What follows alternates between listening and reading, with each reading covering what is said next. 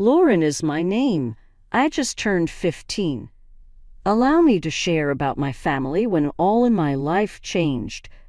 From the outside, we appeared to be any other family. Mom stayed home while Dad worked so hard. Olivia, my little sister, was 8 years younger than I was. Dad worked for a large corporation that really belonged to my grandma on my mom's side as a manager. Grandma was a truly driven woman. She began with some laundromats and expanded the company with domestic cleaning solutions and laundry detergents. She offered Mom the firm when she chose to retire, but Mom declined. Dad then stepped in. Things began to get tricky at that point. I recall the day everything collapsed. Hearing Mom screaming at Dad below, I was in my room trying to concentrate on my homework. "Frank, you're only a loser.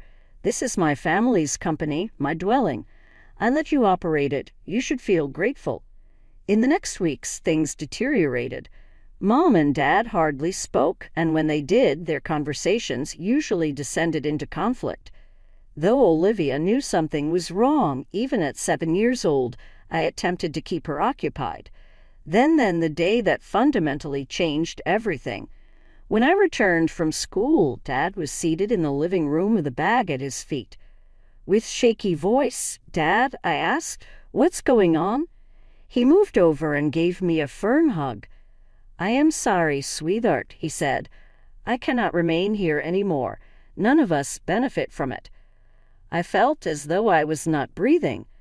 "But what about Olivia? And me?" I queried. He withdrew, tears filling his eyes. "I adore you too so very much. Remember constantly that.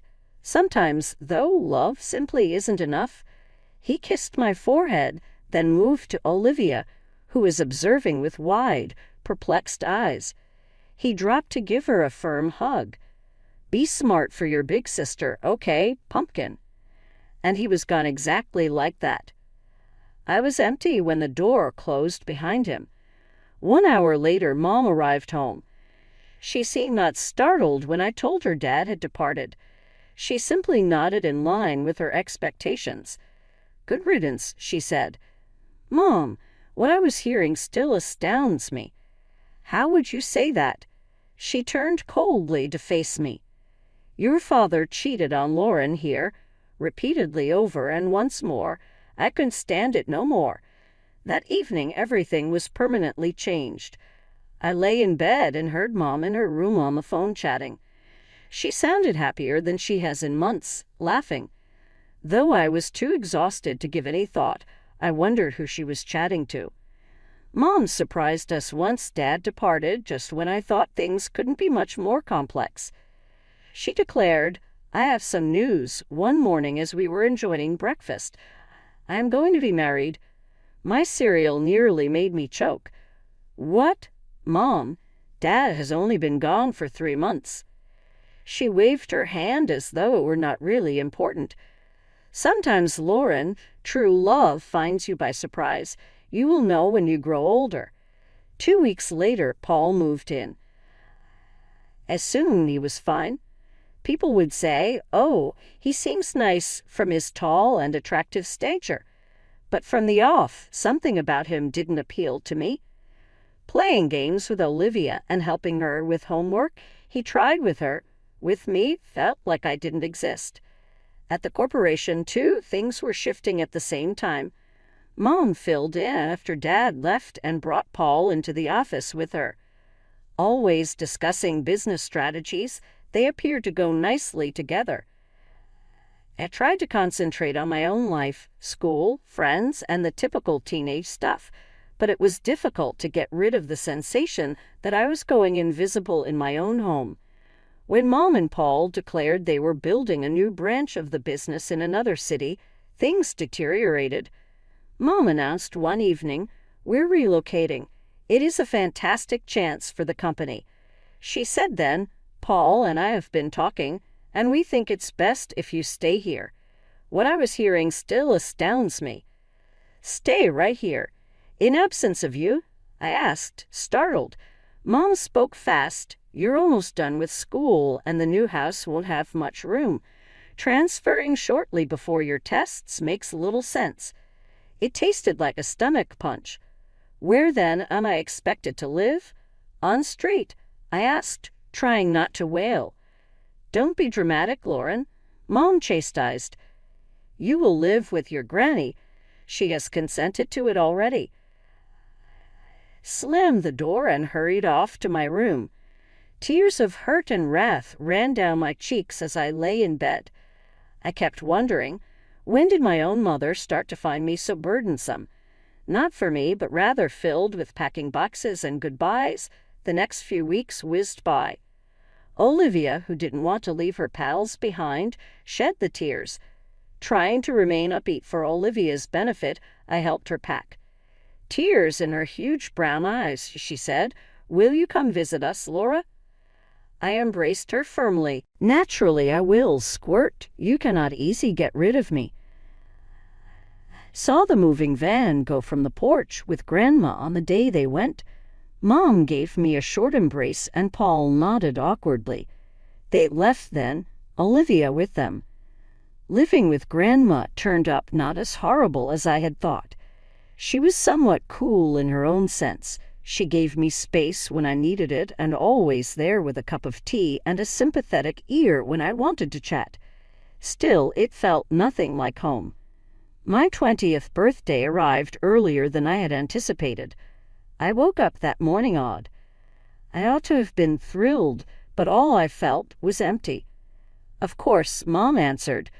She said, sounding unduly happy, "Happy birthday, sweetie. We regret not being able to make it. Right now, work is quite insane. We'll celebrate when we visit next month, okay?" I knew not we would not. Since they moved, they hadn't gone once. Surely, Mom, sounds really good. Given her great effort, Grandma must have sensed my mood.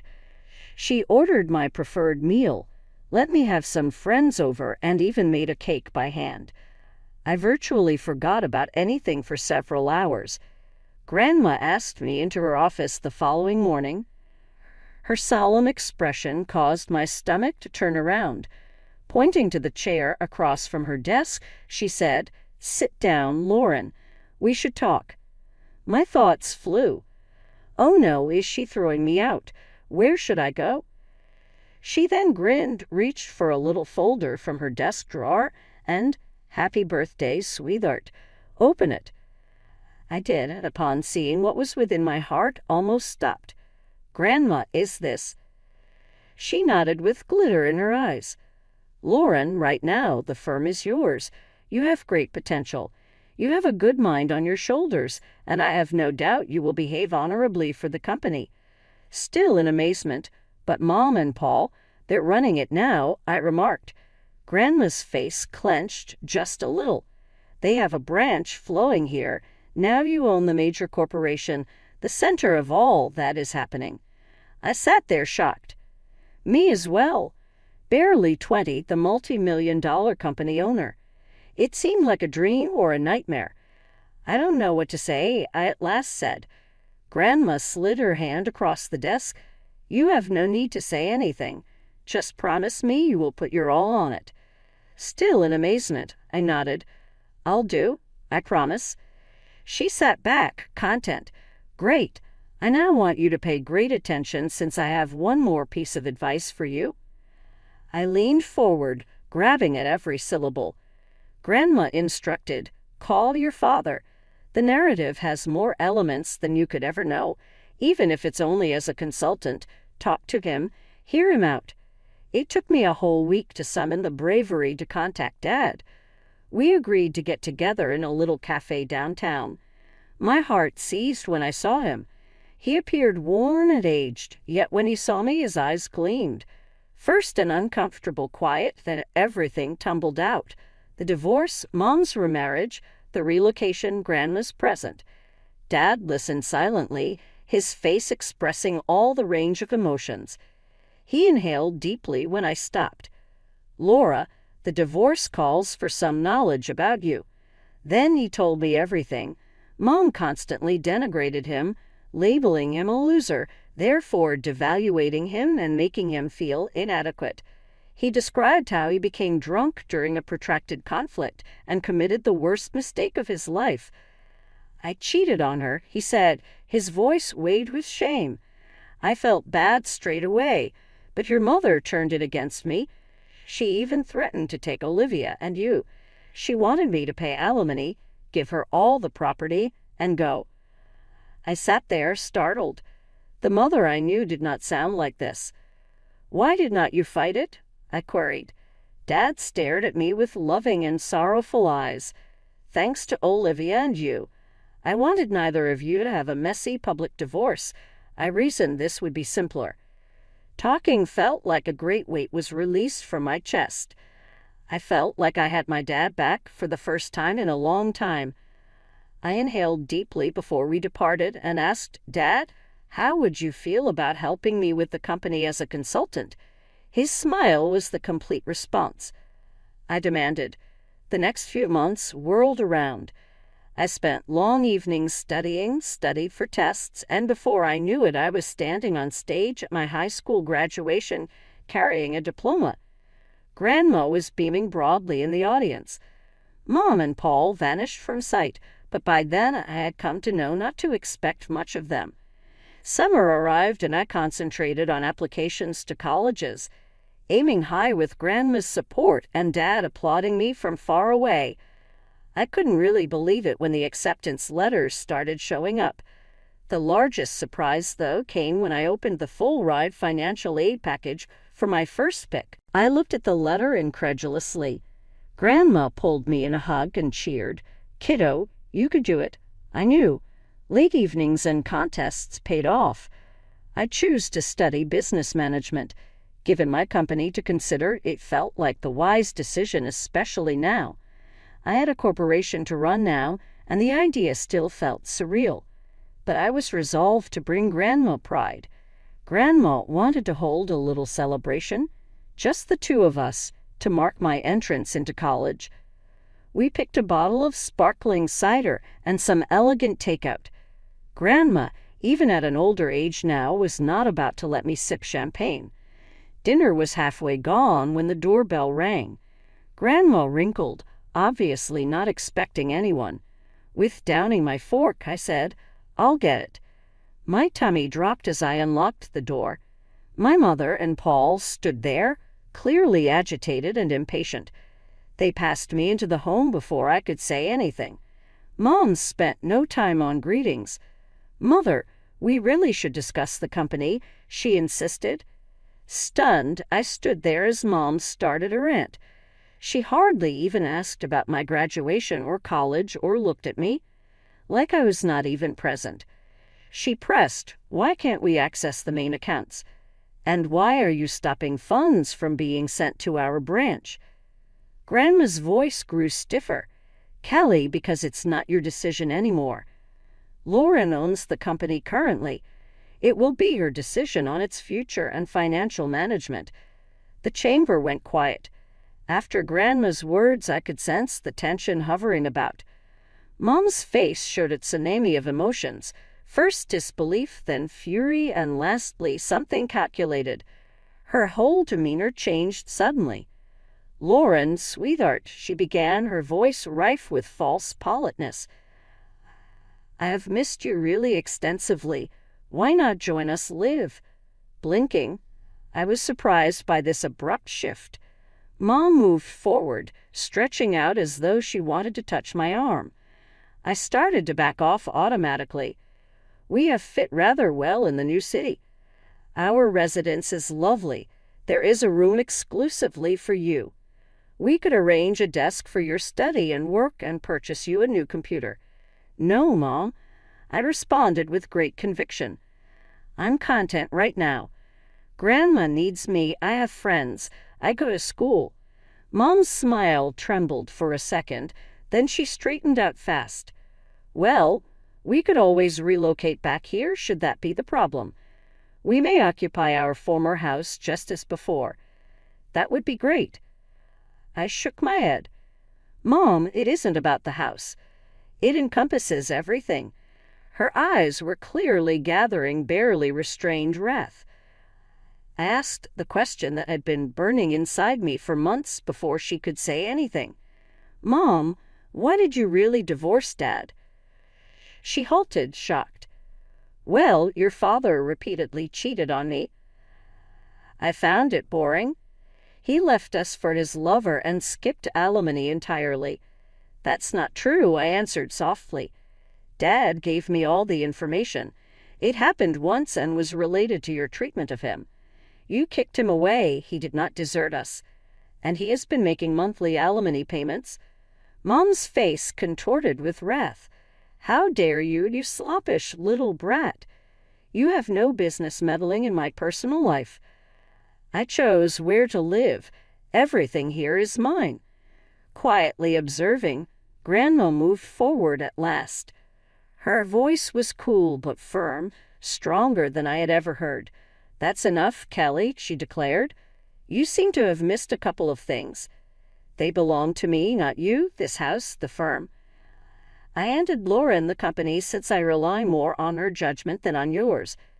I believe it's time for you to depart right now."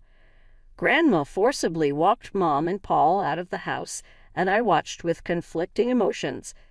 The door closed behind them, and I had an odd mix of relief and grief. Today I had lost something, the last amount of hope I had for my mother.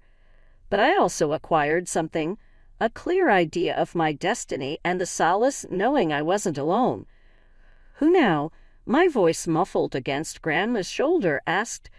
She drew back and offered me a quick smile.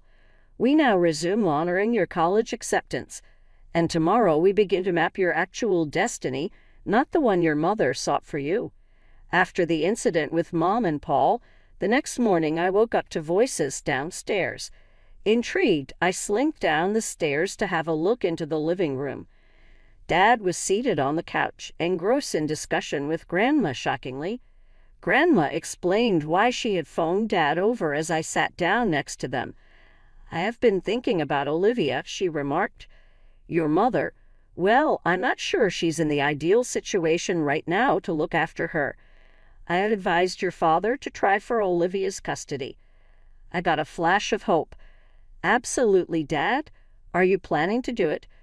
Looking both anxious and resolved, he ran his hand through his hair. "Yeah, I am. Though it won't be simple. Olivia deserves more than what she is now getting. I had no control over it." I swept my arms around him. "Thank you, Dad." Grandma cleared her voice as we drew apart. "There's more," she exclaimed. "I have a private investigator examining your mother and Paul's affairs." Over the next 2 weeks, life found an odd new cadence. Beginning my college courses, I dug into my studies with a concentration never felt before. Dad began routinely visiting, and we focused on repairing our relationship. Having him back in my life seemed right. About 2 weeks following that chat, Grandma called each of us over. Her face was austere as we settled in. She said, directly to the point, "The investigator's report came in, and it's worse than we believed."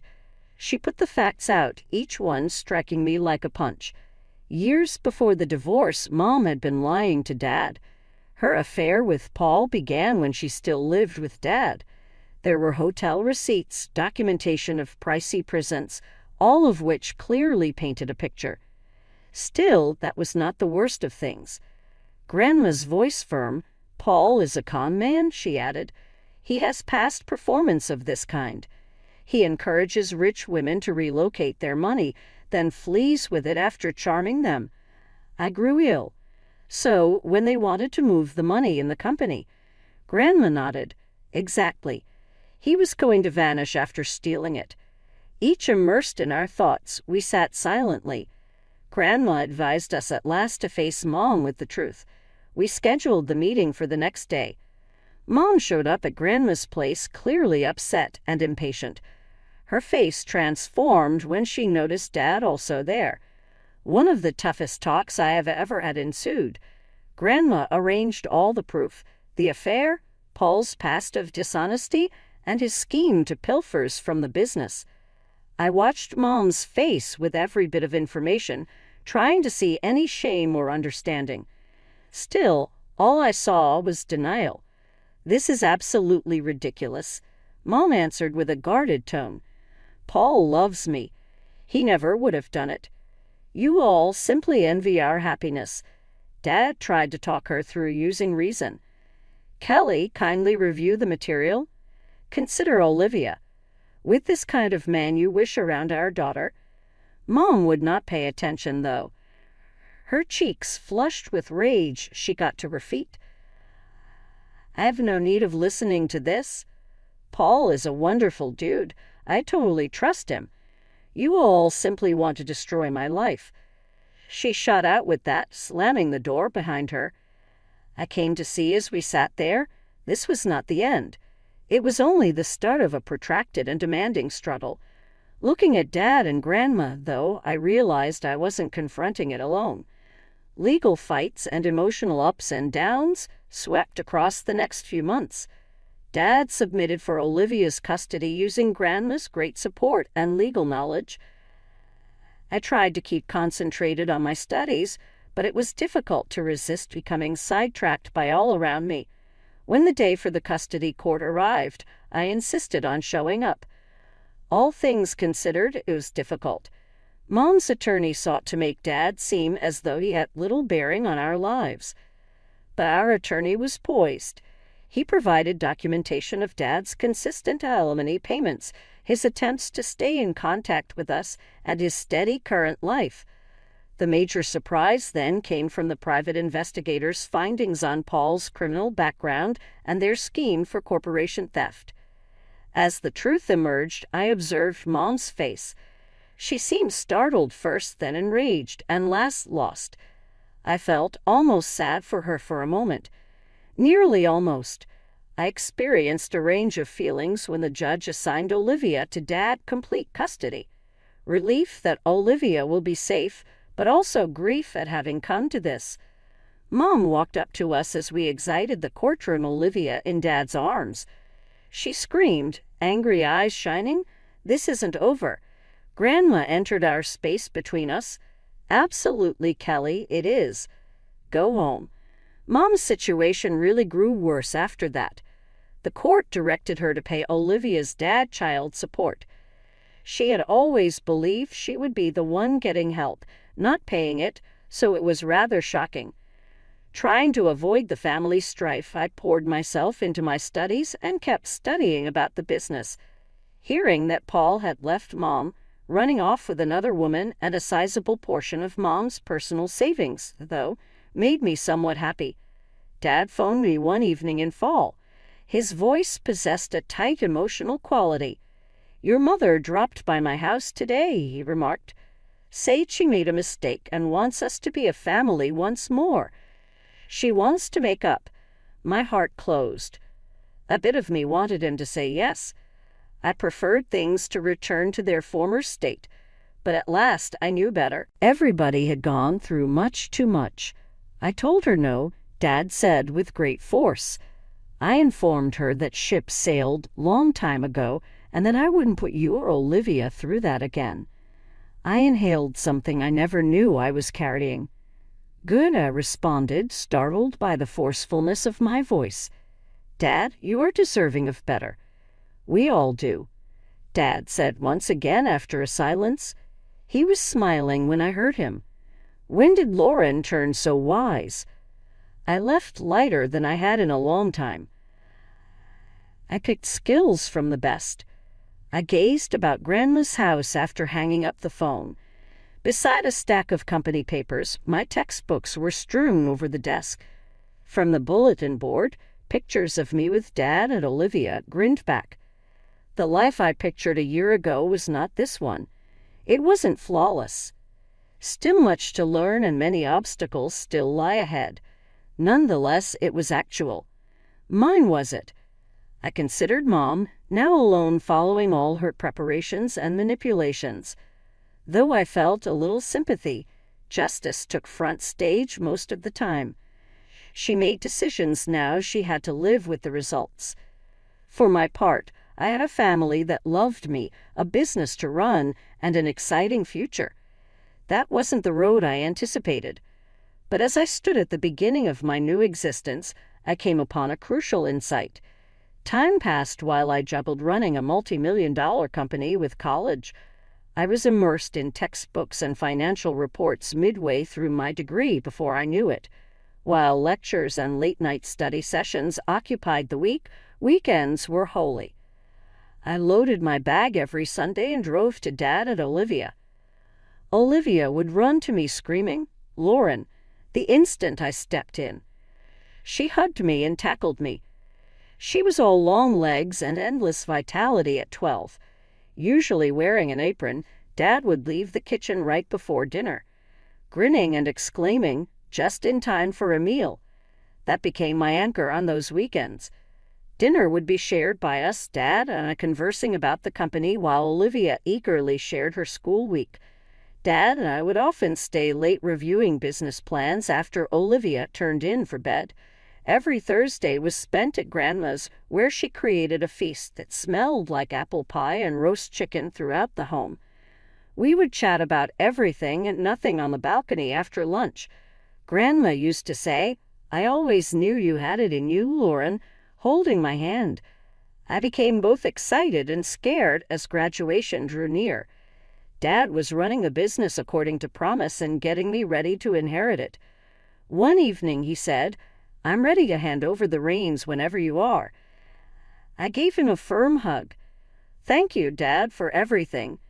Though there were still difficulties ahead and choices to make at a business to run, life was hardly ideal.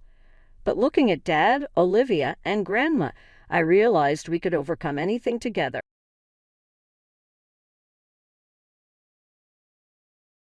Hey there, I'm Ashley. I'm 35, a marketing executive, and the sole breadwinner for my family of 4.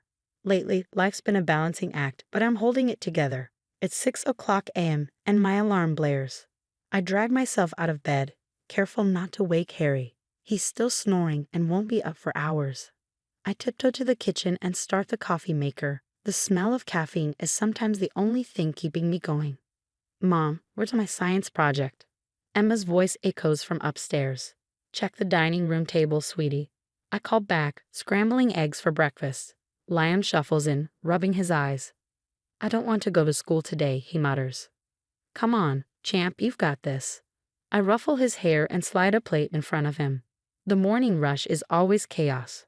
Packing lunches, signing permission slips, and trying to gulp down my own breakfast. Harry finally emerges. "Babe, can you give me $20? Meeting the guys later." I hesitate. "Harry, we're tight this month. Maybe skip it." He rolls his eyes. "I never ask for anything. Don't be so controlling." I bite my tongue and hand over the cash, not wanting to argue. After dropping the kids at school, I race to the office. My boss, Michael, catches me in the elevator. "Ashley, just the person I wanted to see. That proposal you worked on. The client loved it. Keep this up, and we might be talking about that corner office soon." I beam with pride. "Thanks, Michael. I'm giving it my all." The day flies by in a blur of meetings and deadlines. By the time I leave, it's dark. I pick up the kids from my neighbor and head home, already planning dinner in my head. As I pull into the driveway, I see Sarah waiting on the porch, her face tight with worry. "Ash, we need to talk," she says as soon as I step out of the car. I tell the kids to go inside and start their homework before turning to Sarah. "What's up?" She takes a deep breath. "I saw Harry at the bar today, with some woman. They looked cozy." My heart sinks, but I force a smile. "Probably just a friend. You know Harry, always Mr. Social." Sarah grabs my hand. "Ash, you can't keep making excuses. You're running yourself ragged while he does nothing. It's not fair." I pull away, defensive. "He's just going through a rough patch. He'll find a job soon." Sarah looks like she wants to say more but shakes her head. "Just take care of yourself, okay?" I nod, watching her leave. Inside, Harry's sprawled on the couch, beer in hand. "Hey babe, what's for dinner?" "I'm starving." I swallow my frustration and head to the kitchen. Just another day in paradise, right? But as I chop vegetables, a nagging feeling grows inside me. Something's got to give, and soon. A few weeks later, I'm trudging through the mall, trying to find the perfect Christmas gifts for the kids. My phone buzzes. Another text from Harry asking for money. I sigh and type a quick okay before shoving the phone back in my pocket. Back at work, I'm knee-deep in a presentation when Michael pops his head in. Ashley, you're not going to believe this. We landed the Pearson account. I jump up, nearly spilling my coffee. No way, that's amazing. All thanks to your pitch. You really knocked it out of the park. Keep this up, and that promotion's as good as yours. I'm riding high on the drive home, planning to surprise Harry with the news. But as I pull into the driveway, his car is still there. Weird, he usually meets his buddies on Thursdays. I unlock the door quietly, hearing Harry's voice from the living room. His tone is low, intimate. I miss you too, Lisa. Don't worry, I'll figure something out. We'll be together soon, I promise. My heart stops. Lisa. Who the hell is Lisa? I step into the room, and Harry's head snaps up, his face pale. Gotta go, he mumbles into the phone before hanging up. Who's Lisa? I ask, my voice trembling. His eyes narrow. Were you spying on me? Jesus, Ashley, can't I have any privacy? Don't turn this around on me. I heard you. Who is she? You're being paranoid. Lisa's just a friend. Maybe if you weren't so busy with work all the time, you'd know what's going on in my life. It feels like a slap. Are you kidding me? I'm working insane hours to support this family while you do nothing. Oh, here we go again, he sneers. Poor martyr Ashley, so overworked and underappreciated. You should be grateful I put up with your nagging. I'm speechless. How did this become my fault? He grabs his coat. I'm going out. Don't wait up. The door slams behind him, leaving me alone in the silence. I sink onto the couch, my mind spinning. What just happened? The next day, I meet Sarah for coffee. As soon as I sit down, the tears start flowing and I spill everything. Oh honey, you know this isn't right, don't you? He's manipulating you, Sarah says, her voice full of concern. I shake my head. But what about the kids? Christmas is coming. I can't ruin everything right now. Sarah's eyes flash with anger. And what about you, Ash? Don't you deserve better than this? I don't have an answer. Instead, I throw myself into Christmas preparations, pretending everything is fine. I bake cookies with Emma, help Lion write his letter to Santa, and try to ignore the gnawing pit in my stomach every time Harry's phone buzzes. Babe, I'm sorry about the other day. I've just been stressed, you know. Harry says one evening, how about we forget about it and have a great Christmas? I want to scream, to demand answers, but Emma and Liam are watching us with wide eyes. I can't shatter their world. Not yet. So I force a smile and nod. Sure, honey. Let's have a great Christmas.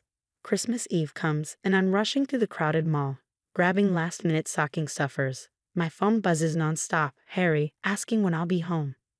He probably wants me to start on Christmas dinner. I pull into the driveway, arms full of bags, but something feels off. The lights are on, but the house feels empty. I fumble with my keys and push the door open. Harry? Kids? I'm home. Silence, then footsteps. Harry appears in the hallway, his face cold. Finally decided to show up, huh? I frown, setting the bags down. What are you talking about? Where are the kids? At your sister's. I needed to talk to you. Alone. My stomach drops. That's when I see them, my suitcases, sitting in the living room. Harry, what's going on? He crosses his arms, his voice emotionless. I want you out, Ashley, tonight. I laugh nervously. Very funny. Come on, help me with these presents. I'm not joking. He cuts me off. I'm done pretending. You're never here. Always at work. The kids need a real parent, not someone who's married to their job. It feels like a punch to the gut. Are you insane? I work hard for this family while you sit around doing nothing. His eyes narrow.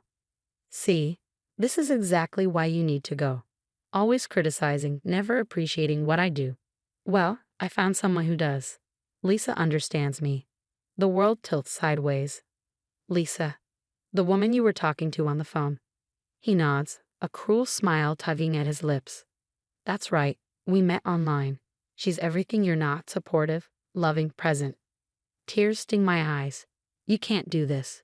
It's Christmas Eve, for God's sake. Perfect time for a fresh start, he shrugs.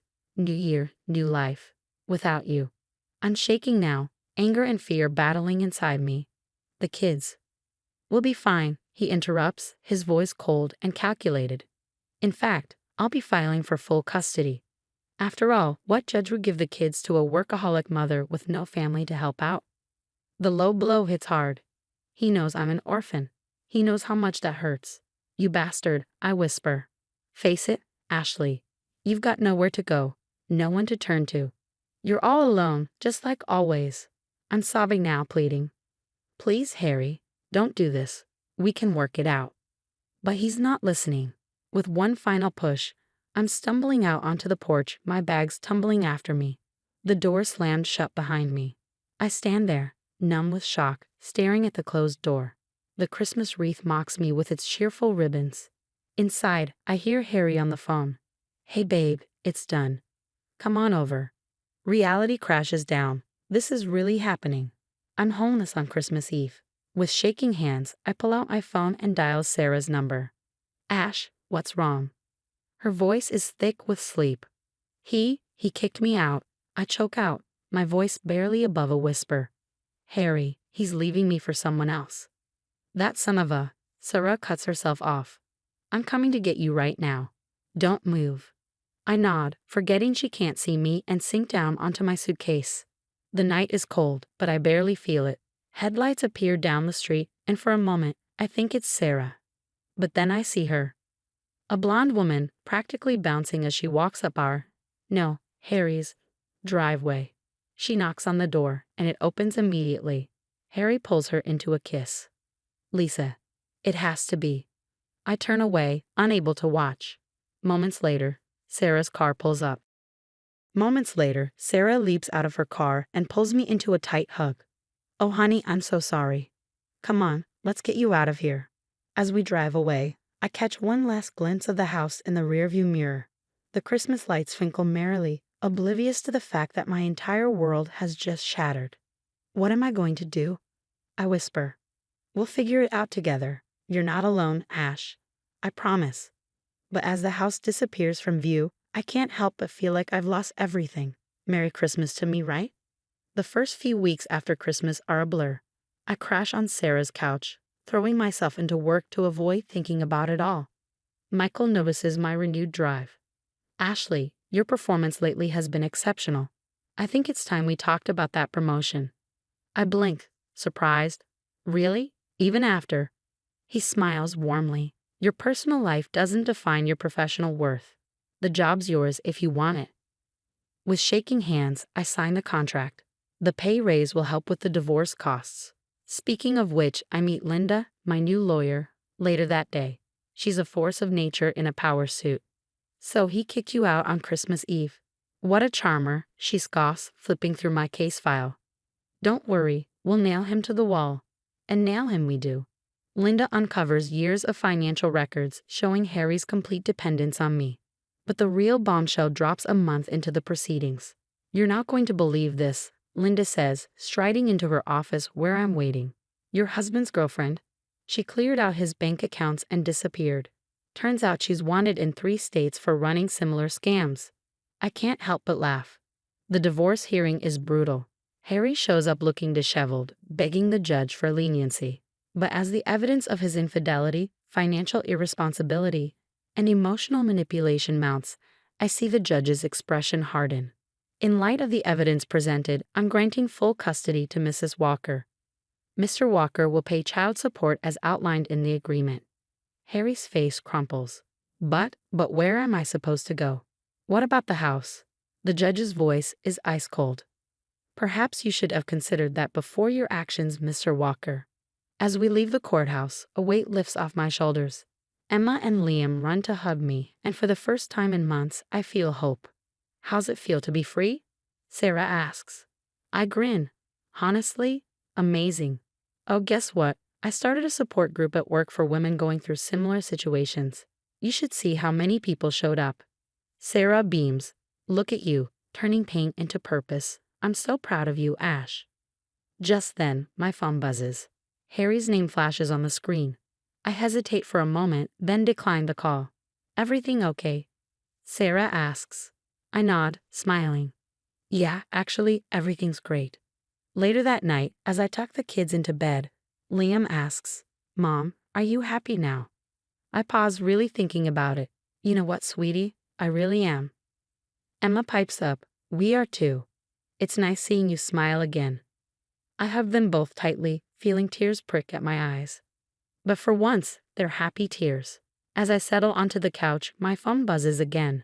Another call from Harry. This time, I block the number without hesitation.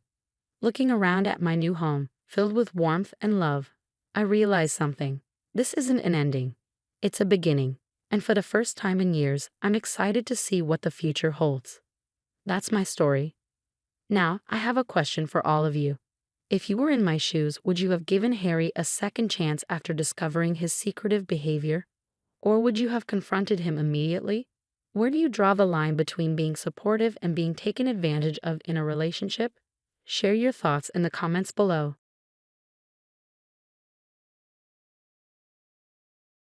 Hey everyone, I'm Astrid, a single mom to the most amazing 10-year-old Tommy. He's autistic, and every day with him is an adventure. I wouldn't trade it for the world, but it's not easy, especially after a messy divorce. Right now, I'm packing for the annual family reunion, and Tommy is bouncing off the walls. Mom, do we have to go? Aunt Karen always pinches my cheeks too hard. I sigh, zipping up his suitcase. I know, buddy, but family is important, even when they're a pain in the neck. The truth is, I'm dreading this reunion as much as Tommy. My family isn't exactly known for their understanding, especially Aunt Karen and her son Derek.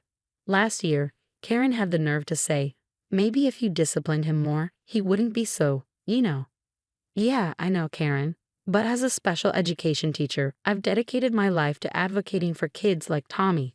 So when my own family acts like this, it stings even more. As we pull up to the reunion, I give Tommy a pep talk. Remember your coping strategies, okay?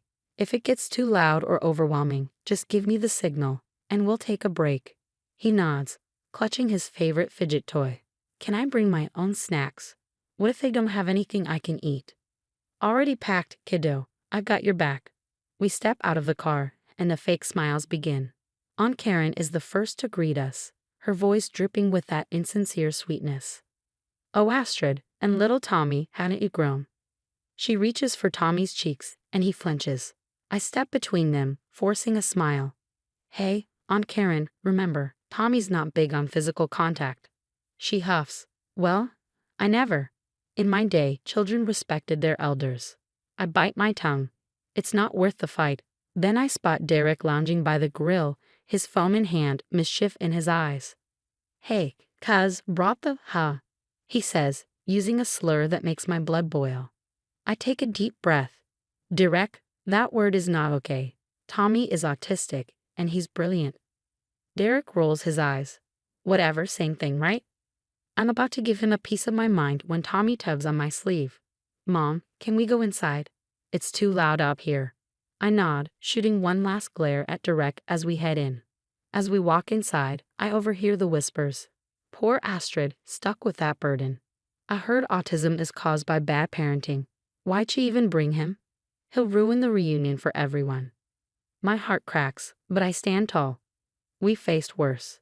Tommy and I can handle one weekend with these people. Little did I know, this reunion was about to test us in ways I never imagined. The reunion was in full swing, and I was doing my best to keep Tommy comfortable. We found a quiet corner where he could play with his toys while I chatted with the few relatives who weren't as judgmental. But of course, Aunt Karen couldn't leave us alone. She cornered me by the punch bowl, her voice full of fake concern. Astrid dear, don't you think Tommy should be mingling more? It's not healthy for him to be so isolated. I took a deep breath. Tommy's doing great, Aunt Karen. He's engaging in his own way. She tutted. If you just be firmer with him. I'm plenty firm, and I'm also understanding of his needs. Before she could argue further, Derek sauntered over. Hey, Aunt Astrid, want me to show Tommy around? Maybe introduce him to some of the younger kids. I hesitated. Derek had never shown interest in Tommy before, but maybe this was a chance for things to improve. That's actually really nice of you, Derek. Tommy, buddy, want to go with your cousin for a bit? Tommy looked uncertain but nodded. As they walked away, I felt a glimmer of hope. Maybe this reunion wouldn't be so bad after all. I couldn't have been more wrong. I was catching up with my cousin Sarah when I realized it had been a while since I'd seen Tommy. A knot formed in my stomach. Have you seen Tommy and Derek? Sarah frowned. I think I saw them heading out back earlier. I rushed outside, the knot tightening with every step. That's when I heard the laughter. Following the sound, I rounded the corner of the house and froze. There was Tommy sitting on the ground with a can in his hands. Derek and his friends were doubled over, laughing, phones out, and recording.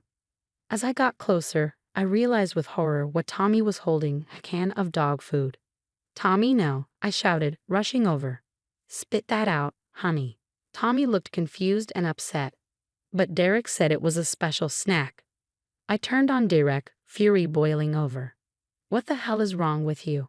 Derek was still laughing. Chill, Aunt Astrid. It was just a joke. Look how many views it's already getting. I grabbed his phone, my vision going red. The video was already uploaded and comments were flooding in. Lol, what a freak. Is he really eating dog food? Take it down. Now. No way. This is gold. By now, a crowd had gathered. Aunt Karen pushed through. What's all this fuss about? Derek grinned. Just having some fun with Tommy, right, little dude? Tommy was rocking back and forth, clearly distressed. I put my arm around him. Your son tricked Tommy into eating dog food and filmed it. Take the video down, or I swear to God. Karen scoffed. Oh, don't be so dramatic. Boys will be boys. Tommy's fine, aren't you, dear? Tommy didn't respond, too overwhelmed. I looked around, hoping someone would back me up, but all I saw were awkward glances and poorly hidden smirks. That's when I knew we had to leave. We're done here, I announced, helping Tommy to his feet. And if that video isn't down by the time we get home, I'll be contacting a lawyer. Derek rolled his eyes. Whatever. Can't take a joke. As we walked to the car, I heard the whisper start again as I buckled Tommy into his seat, my hands trembling with anger and hurt. She's overreacting, someone muttered. Tommy didn't even seem to mind. This is why you shouldn't bring special needs kids to family events. In the rearview mirror, I saw Aunt Karen and Derek laughing together as we pulled away. The tears started to fall as soon as we hit the main road. Tommy reached out and gently patted my arm. Don't cry, Mom. The snack tasted bad, but I'm okay. His innocence, his kindness, even after what they'd done to him, broke my heart all over again. I swallowed hard, wiping at my face. I'm so sorry, baby. I'm so sorry. As we drove home in silence, I made a promise to myself and to Tommy, this wasn't over. Not by a long shot. Derek and Aunt Karen might think they'd had their fun, but they had no idea what was coming. Nobody messes with my kid and gets away with it. Nobody. The days following the reunion were a nightmare. Tommy's meltdowns became more frequent, the confusion and hurt from what had happened eating away at him. One night, as I tucked him into bed, he asked a question that broke me. Mom, why did Derek trick me? Aren't families supposed to be nice? I sighed, stroking his hair. Sometimes, honey, even family can be cruel. But that's on them, not you. You did nothing wrong. Once he was asleep, I checked my phone. The video had gone viral. Comments flooded in, most of them filled with cruel jokes at Tommy's expense. My stomach turned. I spent hours reporting the video, emailing platforms to take it down. But for every one removed, 3 more popped up. Then the harassment started. Messages calling me a Karen for not being able to take a joke. Others saying Tommy deserved it for being weird. One night, fueled by anger and exhaustion, I started digging into Derek's online presence. What I found shocked me. This wasn't a one-time thing. Derek had an entire channel dedicated to pranks, most of them cruel, aimed at unsuspecting victims. Many targeted people with disabilities or differences. I reached out to some of the victims, and their stories made my blood boil. A girl with a stutter whom Derek had tricked into giving a speech, only to edit the video to make her sound worse. A boy with ADHD whom Derek convinced to take fake focus pills that were actually laxatives. One mom, Sarah, whose son had been a victim, became my ally. We started compiling evidence, building a case against Derek. He's been doing this for years, Sarah told me during one of our late-night strategy calls. The school knows, but his parents always smooth it over. He's untouchable. But I was determined to touch the untouchable. Digging deeper, I discovered Derek's endgame. He wasn't just a bully, he was an aspiring influencer. His cruelty was calculated, designed to shock and go viral. He even had a press kit, pitching himself to brands as an edgy prankster. It made me sick, but it also gave me an idea. If Derek wanted to be famous, I'd make him famous, but not in the way he wanted. I started reaching out to every victim I could find, every parent whose child had been hurt. I contacted autism advocacy groups, anti-bullying organizations. I was building an army. One night, as I worked late into the evening, Tommy padded into my office. "Mom, are you still trying to make the bad video go away?" I nodded, pulling him into a hug. "Yeah, buddy, but I'm doing more than that. I'm going to make sure Derek can't hurt anyone else like he hurt you." Tommy was quiet for a moment and said, "Good. I don't want any other kids to feel bad like I did." His words strengthened my resolve. This wasn't just about revenge, it was about protection. It was about justice. As Tommy went back to bed, I looked at my wall of evidence. Screenshots, testimonies, video clips, all painting a clear picture of who Derek really was. I picked up my phone, dialing Sarah's number. When she answered, I took a deep breath. "I have a plan, but I'm going to need everyone's help." As I outlined my idea, a mix of anxiety and determination bubbled inside me. What I was about to do could backfire spectacularly, but if it worked, Derek would never hurt another person again. Maybe, just maybe, it would force my family and others like them to confront their own complicity in allowing this behavior to thrive. When I hung up, I looked at a picture of Tommy on my desk, my beautiful, kind, misunderstood boy. I touched the photo, making a silent promise. "We're going to make this right, baby, no matter what it takes." The video dropped like a bomb. The real Derek. A history of cruelty spread faster than any of his pranks ever had. Testimonies from victims, clips of his worst jokes, and expert commentary on the harm of such behavior. It was all there. Within hours, Derek's follower count plummeted. Brands he'd been courting for sponsorships publicly distanced themselves. His dreams of internet fame were crumbling before his eyes. Then came the email from State University. "In light of recent revelations, we are rescinding your acceptance." Aunt Karen, ever the enabler, went on a local news show to defend her misunderstood son. But in her attempt to paint Derek as the victim, she let slip. Of course I knew about the videos. Boys will be boys, and it was making him popular. The backlash was swift. Suddenly, it wasn't just about Derek anymore. The whole family was under scrutiny for allowing his behavior to continue unchecked. I used the momentum to launch Neurodiverse and Noticed, a campaign promoting understanding and protection for individuals like Tommy. The support was overwhelming. As for my family, most reached out with apologies, suddenly seeing the harm in their "it's just a joke" attitude. But it was too little, too late. Derek and Aunt Karen tried to apologize too, but I wasn't having it. "You had years to do the right thing. You chose cruelty instead. We're done." Tommy and I found a new community, one that embraced him for who he was. Support groups, understanding friends, and a school that actually celebrated neurodiversity. One night, as I tucked Tommy in, he smiled up at me. "Mom, I'm glad we're not going to any more mean family reunions." I kissed his forehead. "Me too, buddy, me too." As I closed his door, I felt a weight lift. We'd been through hell, but we'd come out stronger. And more importantly, we'd made a difference, not just for ourselves, but for countless others who had been silenced for too long. The fight wasn't over. But for the first time in a long time, I felt like we were winning. That's the end of Astrid and Tommy's story. Now I've got a question for you. Was Astrid right to completely cut off her family, even those who apologized? Or should she have given them a second chance to make amends and learn from their mistakes? This is a tough one. On one hand, forgiveness can be healing. On the other, some actions might be unforgivable, especially when they hurt our kids. What would you have done in Astrid's shoes? Drop your thoughts in the comments below.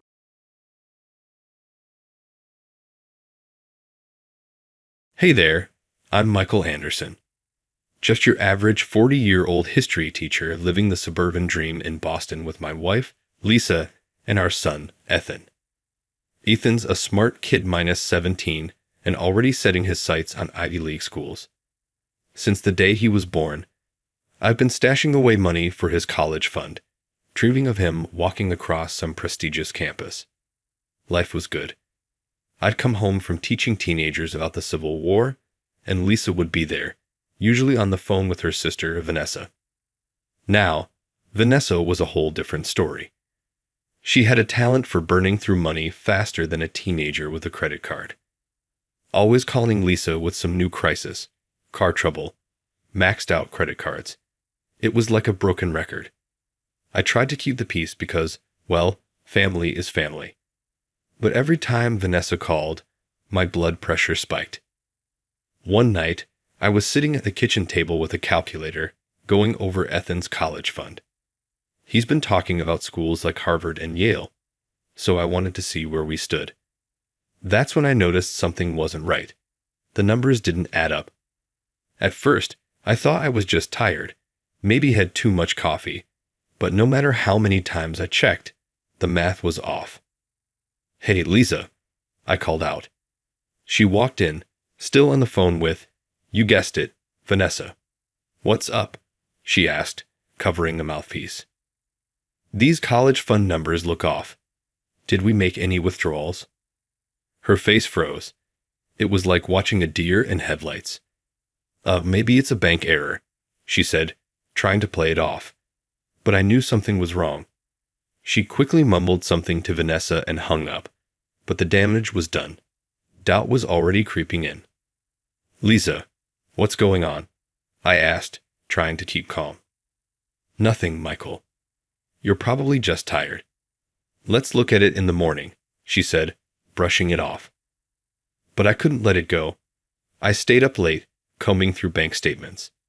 The more I dug, the worse it got. Thousands of dollars had been transferred to an account I didn't recognize. My stomach turned. This was Ethan's future at stake. The next morning, I confronted Lisa. "I need to know what's happening with our son's college fund." My voice was barely above a whisper. She broke down in tears. "I'm so sorry, Michael. Vanessa needed help. Her daughter, Megan, wanted to study abroad, and they couldn't afford it. I thought we could spare it." I felt like I'd been punched in the gut. All those years of saving, and Lisa had just handed the money over to Vanessa. Little did I know, this was just the beginning. The next morning, I went straight to the bank. The teller, a young guy named Jake, looked at me with sympathy as I explained the situation. "Mr. Anderson, I can see multiple transfers from your account over the past year. The most recent was a large sum, $155,000. My heart sank. "Can you tell me where it went?" Jake hesitated. "I'm sorry, sir. I can't disclose that without the account holder's consent. I am the account holder. It's my son's college fund." "I understand, but the transfers were authorized by a joint account holder, your wife, Lisa Anderson." The drive home was a blur. I burst through the door, finding Lisa in the kitchen. "Want to tell me why you've been draining our son's future?" Her face went pale. "Michael, I can explain." "Explain what?" "How you've been stealing from Ethan." "It's not stealing. Vanessa needed help. Megan got into an amazing study abroad program." I cut her off. "Megan's 14, Lisa. What kind of program takes middle schoolers?" Her silence said it all. I grabbed my laptop, furiously typing. A few clicks later, and there it was, Megan's social media, flooded with pictures of her lounging on Mediterranean beaches, shopping in Paris, partying. Some study program. "This isn't studying, Lisa. This is a luxury vacation." Lisa broke down. Vanessa was in trouble. She said if Megan didn't get this opportunity, she'd fall into the wrong crowd. I was just trying to help. "And what about our family? What about Ethan's dreams?" Just then, Ethan walked in. "Dad? Mom? What's going on?" I couldn't bear to tell him. "Nothing, buddy. Just a misunderstanding about finances." But he was too smart for that. He looked between us, sensing the tension. "Is this about my college fund?" Lisa rushed to reassure him. "Don't worry, sweetie. Everything's fine." But I couldn't keep the truth in any longer. "No, it's not fine. Your mother has been taking money from your college fund to support your aunt." Ethan's face fell. "What? But all my hard work, my grades, was it all for nothing? Lisa tried to comfort him, but he backed away. We'll figure it out, honey. I promise. I wasn't done. How long has this been going on, Lisa? And don't lie to me. Not again. She couldn't meet my eyes. A few years. But it started small, just a little here and there. I felt like I was drowning. A few years? What else have you been hiding? Her silence was deafening. Then, a ping from her phone. A message flashed on the screen. Can't wait to see you tonight. Love, David. My world shattered. Who's David? Lisa's face crumpled. He's just a colleague. But I knew everything. The late nights at the office, the secret phone calls, the sudden attention to her appearance. It all made sense now. A colleague? Is that what we're calling it now? I said, my voice heavy with disbelief. Ethan stood between us, his face etched with confusion and hurt. Mom, what's Dad talking about? He asked, his voice trembling. But Lisa couldn't respond. She just stood there, tears streaming down her face as everything we built together unraveled before us. I turned to Ethan, my heart breaking for him. Pack a bag, son. We're going to stay at Uncle Rob's for a while. As we walk out the door, I could hear Lisa's muffled sobs. But I couldn't bring myself to look back. The woman I thought I knew, the life I thought we had, it was all a lie. Now I had to figure out how to pick up the pieces and salvage a future for my son. The next few weeks were a whirlwind. Ethan and I crashed at my brother Rob's place while I tried to clear my head. One morning, over a cup of Rob's terrible coffee, he gave me a reality check. Mike, you can't just sit here stewing. You need a game plan. He was right. I called up my old college buddy Steve, who'd become a hotshot divorce lawyer. Michael, buddy, I'm so sorry you're going through this. Let's meet and talk strategy. In Steve's office, surrounded by law books and the faint smell of leather, I laid everything out on the table. So what's our move? I asked, feeling completely lost. Steve leaned forward, his eyes sharp. We document everything. Every transfer, every lie, every indiscretion. We build an airtight case. As we talked, my phone buzzed. Lisa again. I hit ignore. You need to think about Ethan's future, Steve continued. Have you considered relocating? That sparked an idea. I reached out to my old mentor, Dr. Harrison, now the headmaster at Westridge Academy in Seattle. Michael, my boy, it's been too long. He said warmly when I called. A position, you say? Well, as luck would have it. Things were falling into place, but I couldn't shake the anger. Vanessa's scam had to be exposed. So I made an anonymous tip to the Department of Education about her fraudulent study abroad program. Back at Rob's, Ethan was struggling. Dad, why can't we just go home? Maybe if we talk to Mom. I sat beside him on the worn-out couch. Son, sometimes things can't be fixed. But I promised you, your future is still bright. But what about college? All that money. We'll figure it out. I've got a lead on a job in Seattle. How do you feel about the West Coast? Ethan's eyes widened. Seattle? But what about my friends? My school? I know it's a lot, but think of it as a fresh start. And hey, maybe you'll end up at the University of Washington. I hear they got a great computer science program. That got a small smile out of him. The next day, I met Lisa at a neutral coffee shop. The tension between us was thick enough to cut with a knife. Michael, please, can't we work this out? For Ethan's sake, she pleaded. I took a deep breath, trying to keep my voice steady. Lisa, you didn't just betray me. You betrayed our son. His future. I was trying to help family, she protested. And what are we? Chopped liver?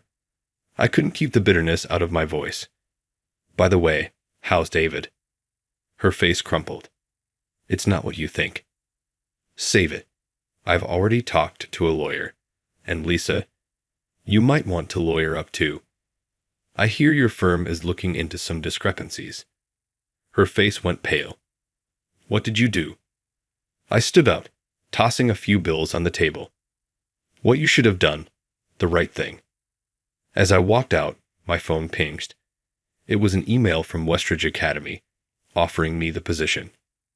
That night, as Ethan and I packed our bags for our Seattle adventure, I felt a strange mix of sadness and hope. We were leaving behind a life built on lies. But heading towards a future full of possibilities, I turned to Ethan. You ready for this, kiddo?